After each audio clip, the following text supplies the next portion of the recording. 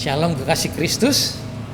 Sebelum kita membaca dan merenungkan kebenaran firman Tuhan, saya ajak kita berdoa.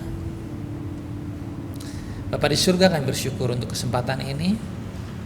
Ketika kami membaca dan merenungkan kebenaran firman-Mu, kami minta tolong ya Roh Kudus, tolong kami untuk bisa memahaminya. Dan lebih dari itu, tolong kami untuk melakukan kebenaran firman Tuhan yang sudah kami pahami. Dalam Kristus Yesus kami mohonkan ini. Haleluya. Amin.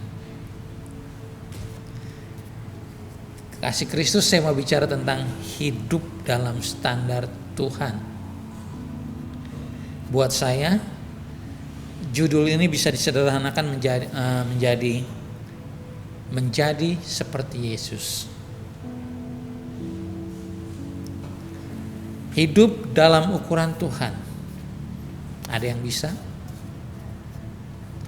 Roma 3:23 mencatat jelas, karena semua orang telah berbuat dosa dan telah kehilangan kemuliaan Allah.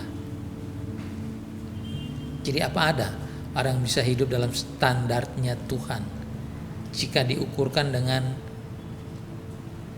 kualifikasinya Tuhan? Ada. Siapa? Manusia Yesus. Matius 3 ayat 17 saya bacakan. Lalu terdengarlah suara dari sorga yang mengatakan, inilah anakku yang kukasihi, kepadanyalah aku berkenan. Itu peristiwa ketika Yesus selesai dibaptis oleh Yohanes Pembaptis, sepupunya.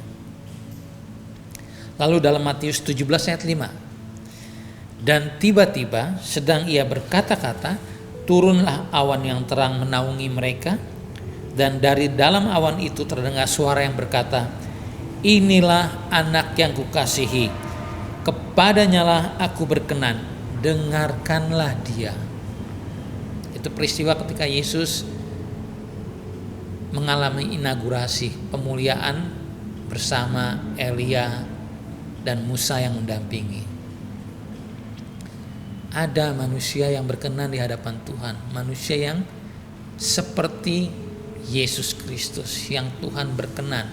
Karena itu Tuhan katakan, dengarkanlah dia, dengar-dengaran dengan apa yang ia ajarkan dan teladani. Tuhan menjadi manusia Yesus, menurut saya punya dua tujuan utama. Tentu saja tujuan utama, penebusan dosa kita. Harus ada darah yang dicurahkan. Tetapi juga tujuan yang kedua yang tidak kalah penting adalah memberi contoh hidup yang diperkenan oleh Bapa. Jadi hidup menurut standar Allah adalah hidup seperti Yesus Kristus. Yesus Kristus sendiri merangkum 10 hukum yang dibagikan Tuhan kepada umat Israel melalui Musa menjadi 2 hukum utama. Kasihilah Tuhan Allahmu dengan segenap jiwamu dan dengan segenap akal budimu dan dengan segenap hatimu.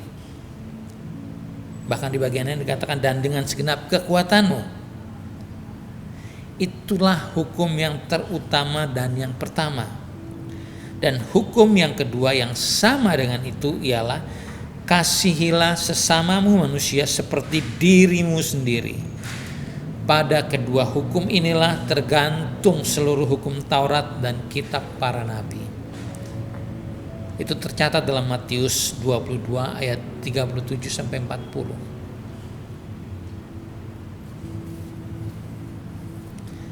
Kalau kita tidak hidup dalam standar Tuhan, maka tidak ada pilihan. Berarti kita hidup dalam standar dunia, hidup dalam standar pribadi, atau hidup tanpa standar. Di tengah-tengah dunia yang terus berubah, etika moral yang terus mengalami perubahan, apa yang baik buat orang tertentu dianggap tidak baik, apa yang tidak baik di tempat lain dianggap baik oleh orang lain. Saya mau katakan, hidup di dunia ini harus kita jalani dengan hati-hati. Jangan kita menjadi seperti katak dalam panci, frog in the kettle. Pernah Bapak Ibu melakukan percobaan ketika di SMA, pelajaran biologi kita lakukan itu. Kami lakukan itu. Kalau air dipanaskan dalam sebuah panci, mulai mendidih, lalu seekor katak dicemplungkan ke dalamnya, dia akan bereaksi melompat. Pasti. Itu alamiah. Tetapi ketika katak itu ditaruh dalam panci dengan air yang belum dipanaskan, kemudian pancinya ditaruh di atas kompor, mulai dipanaskan, katak itu tidak keluar sampai dia mendidih dan mati. Apa yang terjadi? Dia beradaptasi dengan suhu air itu sampai kemudian tidak sanggup lagi dan mati. Itu sebuah gambaran. Jangan sampai kita sebagai orang-orang Kristen tidak punya standar tertentu dan kita kemudian mengikuti pola hidup dunia yang tanpa kita sadari menyeret kita pelan-pelan pada kebinasaan. Kalau kita punya standar yang jelas, kita akan segera menyadari mana yang baik, mana yang berkenan kepada Tuhan, dan mana yang kudus. Kita akan mengubah pola pikir kita. Kita punya standar etika moral yang jelas, yang akan menuntun kita untuk hidup berkenan kepada Tuhan. Ketika kita bicara soal etika moral, itu kita bicara soal hidup bersama. Karena pada kenyataannya tidak ada manusia yang dapat hidup sendiri, kita makhluk sosial. Tetapi ketika kita hidup bersama terjadi gesekan, sangat berpotensi terjadi gesekan, sangat mungkin terjadi banyak hal yang membuat kita berbenturan satu dengan yang lain. Maka harus ada etika moral hidup bersama.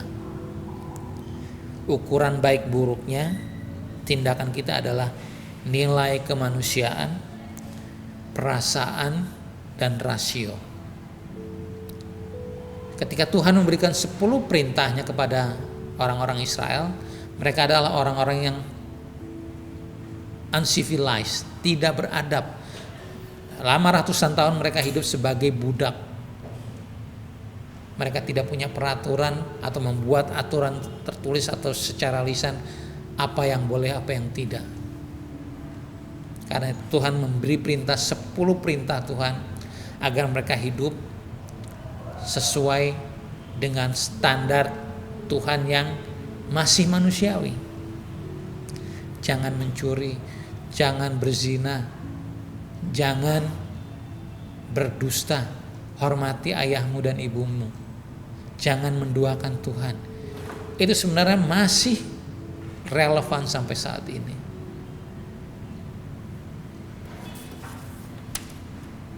Beberapa orang hidup mengandalkan atau mempraktekkan etika akibat. Apa etika akibat itu? Etika akibat adalah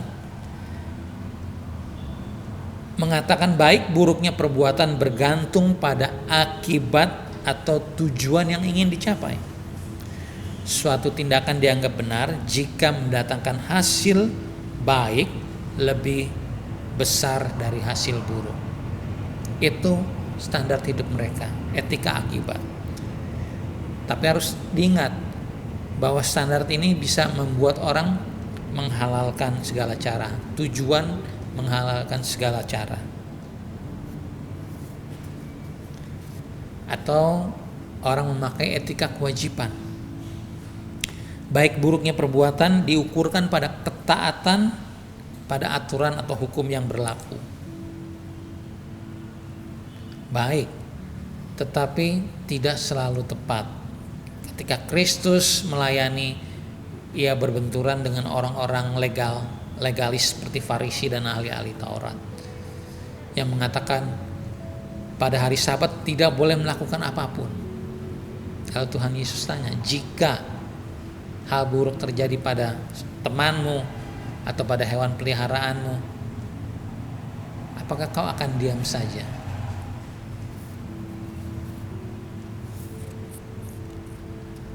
Ada orang yang menggunakan etika minus.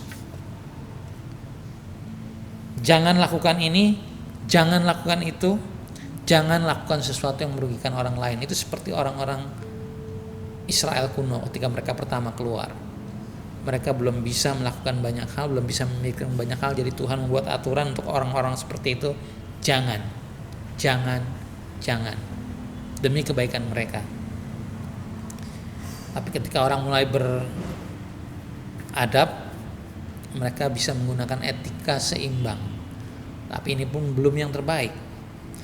Buat orang yang beretika, menjalankan etika seimbang, hal terbaik adalah tidak melakukan kesalahan. Jadi kebaikan buat mereka adalah tidak berbuat kejahatan.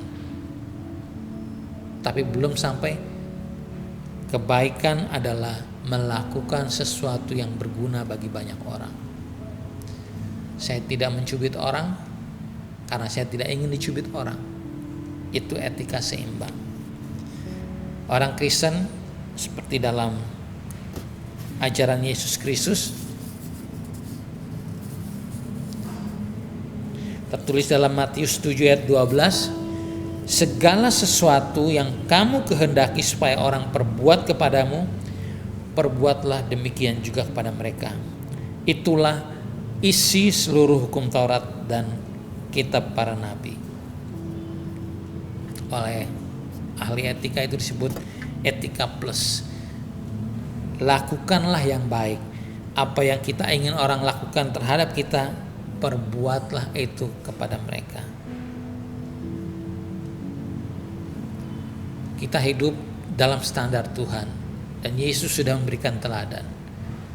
Harusnya bisa. Tidak pernah Tuhan memberikan sesuatu yang tidak dapat kita lakukan. Kita pasti bisa. Masalahnya apakah kita punya niat baik, kesungguhan, komitmen untuk melakukannya. Tuhan Yesus memberkati. Bapa di surga, terima kasih kami sudah belajar bersama merenungkan kebenaran firman Tuhan. Biar Roh Kudus yang menolong kami untuk lebih jauh menjelaskan dan memampukan kami untuk menerapkannya dalam hidup keseharian kami. Dalam nama Kristus Yesus kami berdoa. Amin.